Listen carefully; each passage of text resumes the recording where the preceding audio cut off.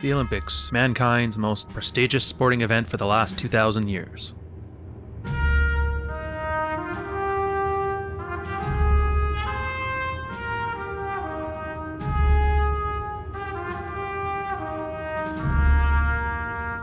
The original games were at 776 BC in ancient Greece, where the various city-states would compete in the sanctuary of Olympia in honor of Zeus. They were as religious as they were sporting. These games were known as the Olympics, the pinnacle of human physical achievement, the very best of the best since time immemorial. They died for a time in the 4th century due to various factors, including the change to Roman rule and natural disaster. And for a time, we hit a dark ages. 1,500 or so years.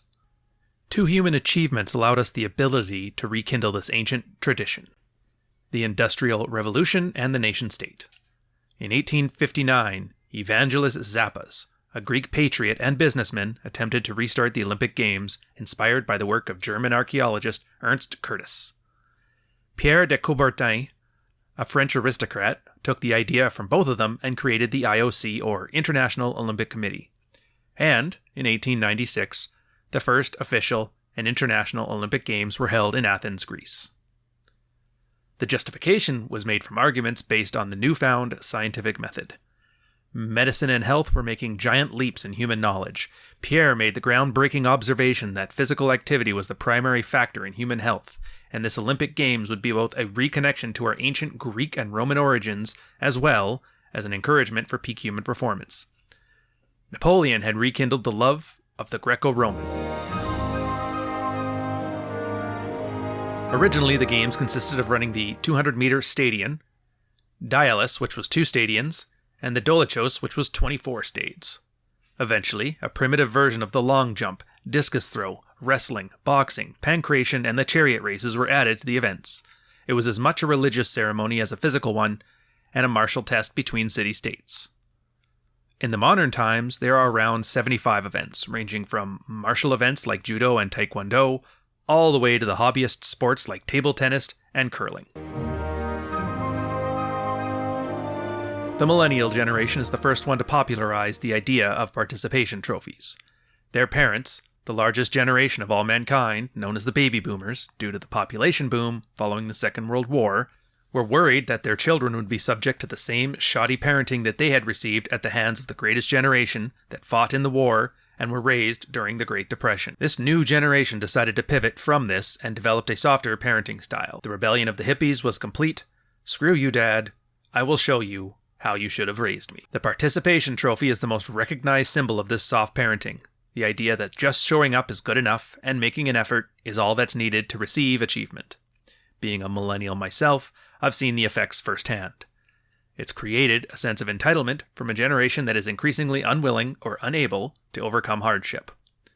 While the baby boomers may not have liked the greatest generation's parenting style, learned through the stoic suffering of the Great Depression, the stressful overcoming of the most violent human conflict in history, and the building of the most prosperous human empire ever known, but it did create a sturdy people who were able to travel to the moon, invent the computer, create postmodern art, or the understanding of art as visual philosophy into the human condition, and the music of Van Halen. And soon these two phenomena would come together and create this video, the Girlboss Olympiad. The year is 2024. The Olympics are being held in Paris, France. Half the city seeing both the influx of people to the Olympic Games and the opportunity to take advantage of Airbnb cleared out of the city to make room for all the tourists. It did not go as planned. The city's estimated 15 million visitors a year is being reduced to 11 million. Roughly half the city's residents have fled for the Games, and with not nearly enough Olympic tourists, it appears both that interest and the economic viability is waning for the Olympics. But the question is, why? Some blame the Atlanta Games of 1996. You see, prior to this, countries hosting the Games did so out of national pride. They would spend exorbitant amounts of money, massed amounts of investments to the infrastructure of the city, a sort of pissing contest. But in 1996, Atlanta showed that cities could turn a profit from the Olympic Games. Between television, merchandise, marketing, and other investments, Atlanta showed that now the Olympics weren't about pride, but investment. Since then, the results have been inconsistent at best. Recently, the love of the sport seems to have a resurgence of sorts. Whether this is due to actual interest in the events, or the recent trend of giving money to social media influencers to hype the event is unknown. All I can say is, people would rather show up to Paris on a Tuesday than a Paris on a Tuesday hosting the Olympics. It's not opinion, it's the numbers. The IOC knows and has made changes to rekindle interest, it appears. The addition of new sports such as breakdancing hope to bring a new interest to the game with a diverse and inclusive group. And this brings us to the protagonist of this story, Sunny Choi and Kristen Faulkner. These two strong, independent women are making waves in the Olympic world. Sunny Choi, the first American Olympic breakdancer, and Kristen Faulkner, America's newest Olympic cyclist. Sunny, the daughter of South Korean immigrants, is a 35-year-old marketing executive working for the cosmetic company Estee Lauder as the director of global creative operations. While she had a love for gymnastics as a child, a knee injury at the age of 12 ended her career before it started. During her college studies, she took an interest in breakdancing and continued to breakdance as a hobby while she climbed the corporate ladder. In 2023, at the age of 35, she decided to leave her job, citing depression and a lack of fulfillment, to breakdance full-time. She talked about her self-care as the keys to success. Her parents, however, did not. They have been on the public record telling her that it's not a real career and that she should get a normal job. Kristen, an Alaskan-born Harvard graduate, comes from a family of 5. She is an investment banker at Threshold Ventures, an early-stage capital firm in Silicon Valley. She began competitive cycling in 2017 at the age of 25. So you don't have to take my word for it. Take a look into the history and the performance of the current crop of Olympic athletes and see if I'm wrong. When I think of Olympic athletes, the best example is Alexander Karelin, a wrestler from Russia who used to train in the snow starting from the age of 14. He had a record of 887 wins and 2 losses, receiving gold medals in 3 Olympic Games in a row and a silver in his final games in 2000. Usain Bolt, gold medalist in 3 Olympic Games, started training in elementary school in Jamaica, known to be the fastest man on Earth. Michael Phelps, the most prolific medal winner of all time, began his swimming career at the age of 7. Simone Owens, the most decorated Olympiad of all time, began at the age of 6. Something in common with all these pinnacles of human achievement is a single-minded devotion to their sport for their entire life. With only the modern 2 exceptions, these people had the right genetics, the right training, since a very early age, to achieve greatness. So with the exception of 2024, this was how we were always told what embodied the Olympic spirit, the story of the Olympics. So why is it in 2024 we have this increase in people who have decided to pivot from their lucrative careers in their 30s to compete and become the top world Olympic athletes? There's also the story of competitive shooter Youssef Daikic, a divorced middle-aged man who learned to shoot to recover after a vicious divorce from his ex-wife, but this is already a long enough story. Altogether, this embodies the millennial spirit of participation trophies for all.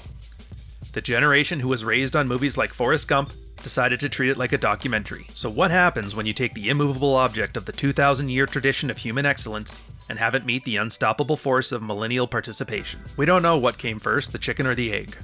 The Olympics have become a shell of what they once were, much like the world we live in now. What started as a great cause began as a movement, became a business, and degenerated into a racket. Did the degeneration of what we considered peak humanity cause the lack of interest, or did the lack of interest drive the lessening standards of peak humanity? Probably both, maybe neither. Regardless, it's here now. In what some niche commentators have called the crisis of competence, we are seeing examples of this everywhere. The Olympics have become postmodern art, and through visual philosophy have shown us a mirror. The greatest generation created the largest generation, and the largest generation ushered in the generation that decimated the global population through a dwindling fertility rate. Perhaps it's a simple numbers game. Without billions of new people entering the world, we will never have that 1 in a billion type of athlete like Usain Bolt, Michael Phelps, Simone Owens, or Alexander Karelin. Perhaps the rumblings of a globalist cabal orchestrating the world's greatest astroturfing in history are correct. I don't think they are, as surely the competence crisis from the decline of human capital would have to equally affect our lizard people overlords. Nowadays, their cabal is mostly ruining the opening ceremonies by throwing sexually confused Smurf theater at the viewers. So in the 19th century, what began as a movement, the spirit of competition between the nation-states, a veneration of physical activity and health, became a business in Atlanta and is now degenerated into a racket in Paris. Empty streets with people desperate to rent out their homes for tourists to watch bored and frustrated middle-aged women achieve their hobbies to become the greatest athletes in the world, while the event organizers are paying money to hype the whole event for social media influencers desperate to achieve fame and escape the drudgery of a boss who tells them what to do, replaced with clients who are telling them what to say and do. It truly is the visual philosophy of our time, and no one likes what we're seeing. Stories are how human beings understand the world. They are supposed to have a moral lesson, a way the storyteller can show you how to see the world and dictate what is good human action. They set the stage and describe the characters. They show conflict. They have a rising action, a climax, and then a falling action, and finally turning into a new equilibrium. The Olympics are now entering their falling action. From ancient Greece to industrialized France, two women standing on the shoulders of giants, because the corporate world is soul-crushing.